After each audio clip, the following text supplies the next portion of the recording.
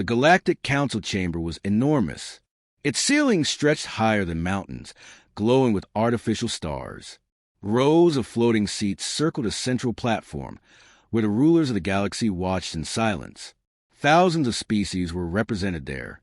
Ancient empires, warrior races, cold, logical minds. They had ruled the galaxy for centuries. And today, they were listening to a human. The human envoy stood alone on the platform. He wore no armor, no weapons, only a dark uniform with a small symbol of Earth on his chest. He looked calm, too calm. Council members whispered among themselves. Humans were new. Humans were loud. Humans were emotional. That was what the council believed. The speaker of the council floated forward. Its voice echoed through the chamber. Human representative, it said, "You have 5 minutes. Speak." The human did not rush. He looked up at the massive chamber, then slowly at the faces around him. "Members of the council," he said, "my name is Elias Carter. I speak for humanity." Some council members laughed softly. One of them muttered, "They sent only one." Elias continued, "For years, humanity has followed your laws. We accepted your rules. We paid your taxes. We trusted your protection." The council listened, bored. "But now," Elias said, "your fleets blockade our worlds. Your soldiers occupy our colonies. You call it peacekeeping." The speaker interrupted him. "Your species has become inconvenient," it said coldly. "Your expansion threatens balance." Elias nodded once. "We understand fear," he said. "Humans know it well. That is why we came with a warning." The word warning caught attention. The chamber grew quieter. Elias raised his head. "If the council continues this path," he said, "humanity will respond." A council commander laughed openly. "With what?" the commander said. "Your fleets are small. Your weapons are primitive. Your species fights among itself." More laughter followed. Elias did not react. "We will respond," he said again, "with total force." The laughter stopped. For a moment, silence filled the chamber. The speaker tilted its head. "Is that a threat?" it asked. "No," Elias said. "It is a statement of fact." Council members began speaking at once. Arrogant, delusional, emotional. One ancient species leaned forward. "You think you can scare us?" it asked. "We ended wars before your species discovered fire." Elias looked directly at them. "You ended wars by domination," he said. "Humans end wars by making sure they never return." The chamber erupted in noise. The speaker slammed its control field down. "Enough," it commanded. It turned to Elias. "You have delivered your message," the speaker said. "The council has heard it." Elias nodded. "Then my duty is complete," he said.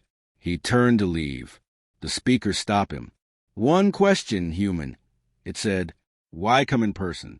Why not send this message remotely?" Elias paused. Then he answered. "Because when humans issue a final warning," he said, "we look our enemy in the eyes." He walked off the platform. The council watched him go. For a moment, some felt uneasy, but the feeling passed quickly. The speaker addressed the chamber. "Humans exaggerate," it said.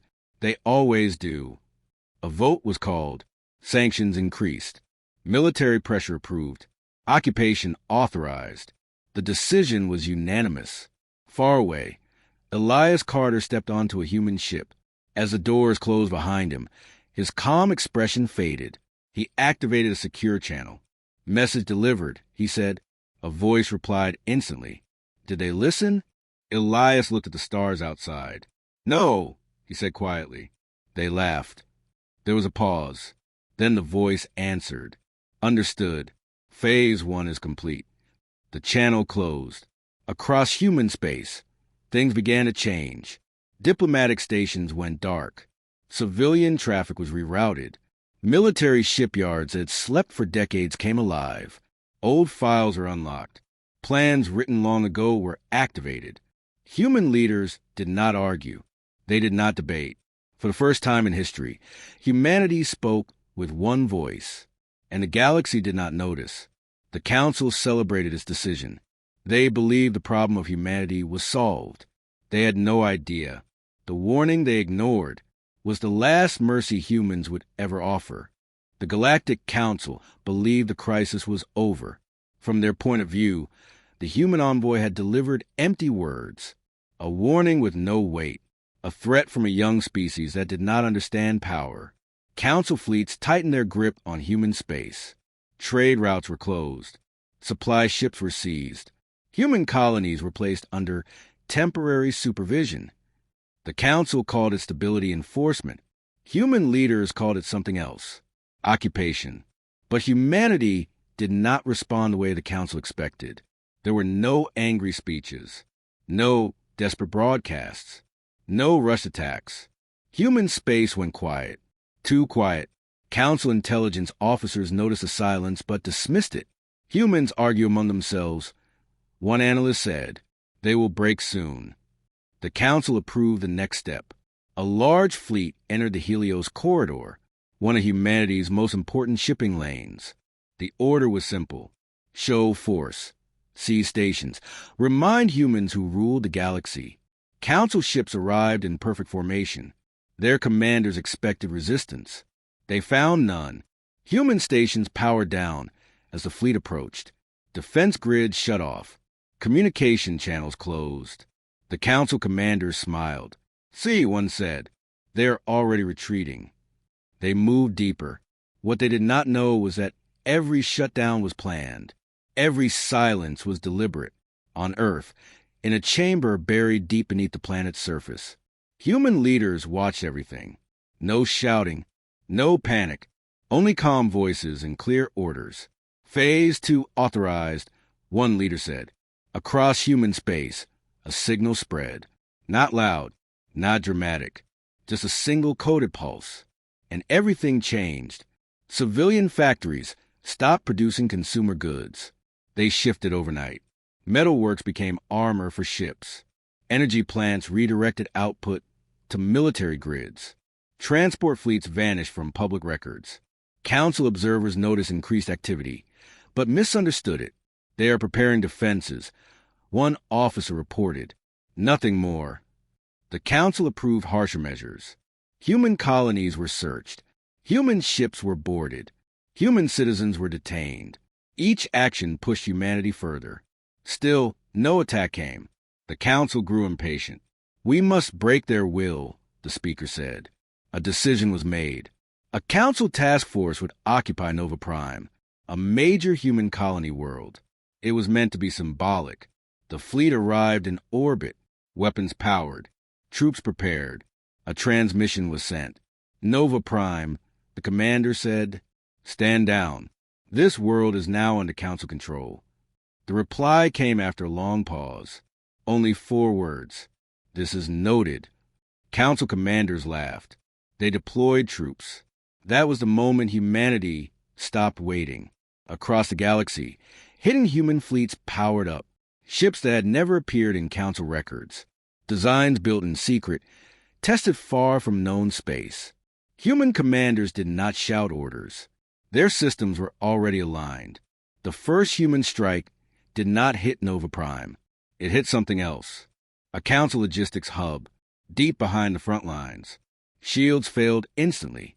Defense drones shut down mid-flight. Command signals vanished. Council officers stared at their screens in disbelief. "That system is secure," one shouted. "It cannot be breached."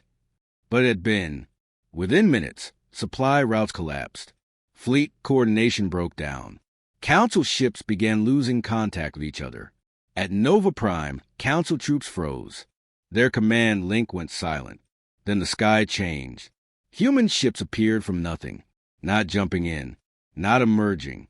They were already there, weapons locked. Still, the humans did not fire. A message broadcast across all channels. "This is humanity," the voice said calmly. "You are occupying our world. Withdraw immediately." Council commanders hesitated. "This must be a bluff," one said. They waited too long. They refused. The response was immediate, not violent, precise. Human ships disabled engines, cut power, neutralized weapons, without destroying the ships. Council forces were left drifting, alive, helpless. Across the Council, panic spread. Reports flooded in. More hubs destroyed. More fleets disabled. No warning. No pattern. The speaker called an emergency session. How is this possible? One member demanded. They were silent. A Council intelligence officer spoke carefully. They were not silent, he said. They were preparing. The room went still. For the first time, fear crept into the Council chamber. The humans had not reacted emotionally. They had not rushed. They had allowed the Council to make the first move, every move. And now, humanity was responding, not with anger, but with control. The speaker looked around the chamber. We misjudged them, it said slowly. No one argued, because everyone understood the truth at the same time. The Council had made its biggest mistake. When it believed human silence meant weakness, it meant patience. And patience, humanity had in terrifying amounts. The galaxy woke up to confusion. Council fleets were silent. Supply lines were broken. Command centers reported failures they could not explain. For centuries, the Council had controlled war by numbers and fear. They believed they understood conflict. They were wrong. On a distant Council monitoring station, alarms began to sound.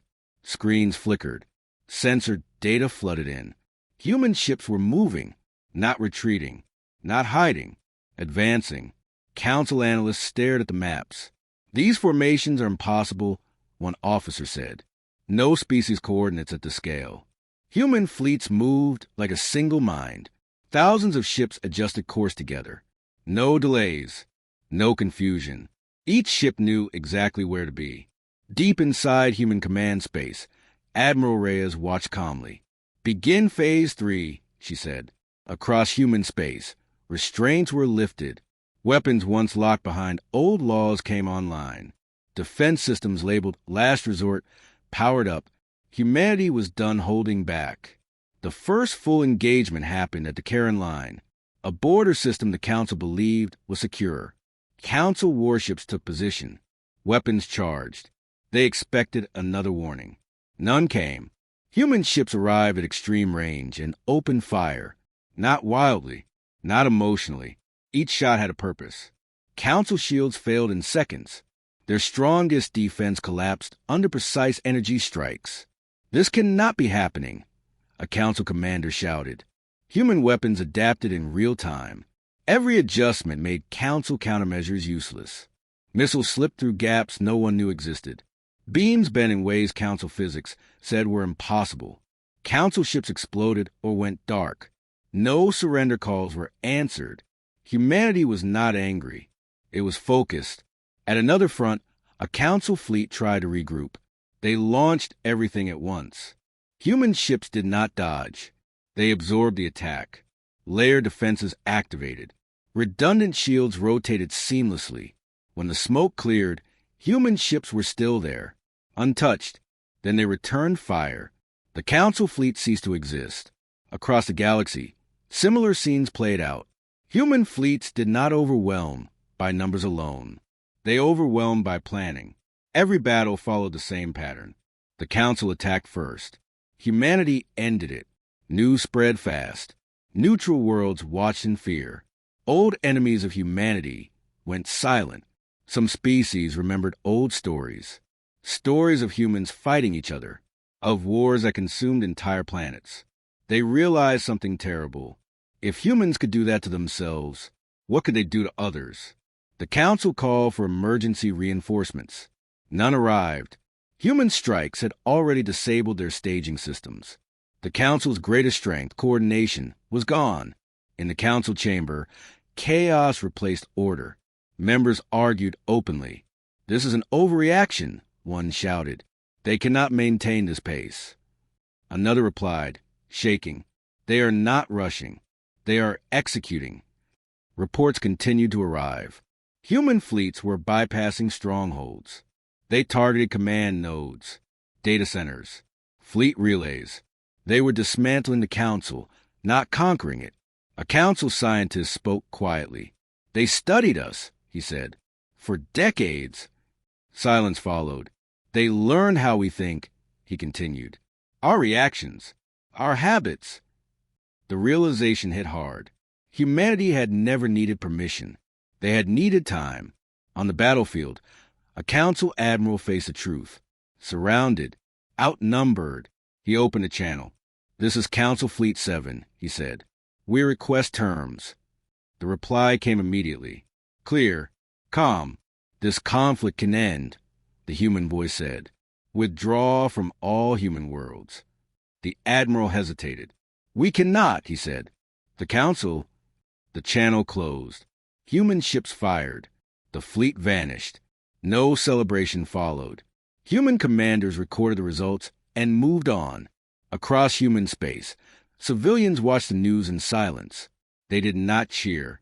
They understood the cost of what was happening. Humanity had crossed a line they hoped never to cross. But the council had forced their hand. On Earth, Admiral Reyes addressed the Global Council. We are not seeking revenge, she said. We are seeking an end. The leaders nodded. Humanity was united, not by hatred, but by resolve. Back in the Galactic Council chamber, the speaker struggled to maintain control. Call all remaining fleets home, it ordered. An aide responded with fear in its voice. There may be no fleets left to call. For the first time in its long existence, the Council understood what it meant to be powerless. They had believed humans were weak because they showed restraint. They had believed silence meant fear. They were wrong. Humanity had been holding back. And now, the galaxy was learning why that had been a mercy. The galaxy finally understood. This was not a war anymore. This was a revelation. Across hundreds of star systems, human fleets moved with absolute purpose. They did not rush. They did not hesitate. They advanced like an ending that could not be stopped. Council worlds watched from orbit as human armadas arrived. Some fleets were so large they blocked out stars. Others appeared silently, already positioned before alarms could sound. Species across the galaxy sent emergency messages. We surrender. We were never your enemy. We will withdraw support from the Council. Humanity did not answer. They were not here to negotiate. They were here to finish what the Council had started. At the heart of Council space, ancient defense systems activated. Weapons older than human civilization powered up. They had ended wars before. They would end this one too. Human commanders saw the defenses and adjusted calmly. Deploy counter-rays, Admiral Reyes said. Human ships separated into layers. Some moved forward. Others pulled back. The Council fired everything. Energy storms ripped through space. Entire regions burned. When the light faded, the Council defenses were gone. Not damaged. Gone. Human technology adapted faster than Council weapons could react. Shields were formed instantly. Systems rewrote themselves mid-battle. Council engineers stared at their screens. This violates physics, one whispered. Humanity had learned something long ago. If the universe has rules, they can be studied. And if they can be studied, they can be bent. Human fleets advanced deeper. They did not target cities. They did not strike civilians. They erased power. Shipyards shut down. Command towers went dark.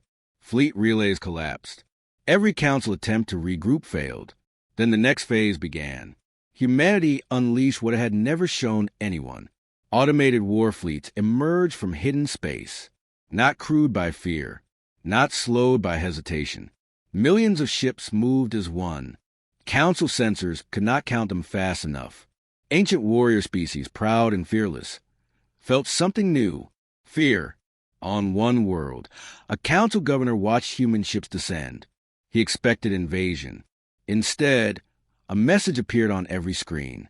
This system is neutralized. Remain calm. No harm will come to civilians. The planet's defenses powered down automatically. Human control was absolute. Across the council, panic spread. Emergency sessions replaced arrogance. Old rivals blamed each other. Why did we listen? One member shouted. The speaker said nothing. It remembered the human envoy, the calm eyes, the warning. They had laughed. Now the laughter was gone. At the final council stronghold, fleets gathered for one last stand. It was the largest force the council had ever assembled. They would die with honor if they had to. Human fleets arrived and stopped. For a moment, silence filled space. Then a single human ship moved forward. A broadcast reached every channel. "This is humanity," the voice said. "This is total force." The fleets advanced. There was no chaos, no desperate fighting. Human ships dismantled the council formation piece by piece. Every move anticipated, every response neutralized. Council ships tried to flee. Human gravity weapons pulled them back. Within minutes, the council fleet was gone, not destroyed, disabled, floating, helpless. Across the galaxy, the message was clear. Humanity could have erased them. They chose not to. On Earth, global leaders watched the final reports. "We have achieved full dominance," an officer said. Admiral Reyes nodded. "Then stop," she said. Human fleets halted, weapons powered down. The galaxy waited for conquest. None came. Instead, one final message echoed across every system. Humanity does not seek to rule. We seek peace. But we will never again be ruled. The council survived, but it was broken. Its fleets gone, its authority shattered. Species everywhere rewrote their histories. They would remember this day, the day humanity unleashed total force and showed the galaxy that restraint was never weakness. It was mercy. The war did not end with an explosion. It ended with silence. Across the galaxy, council worlds waited. No alarms, no attacks, no human fleets advancing further.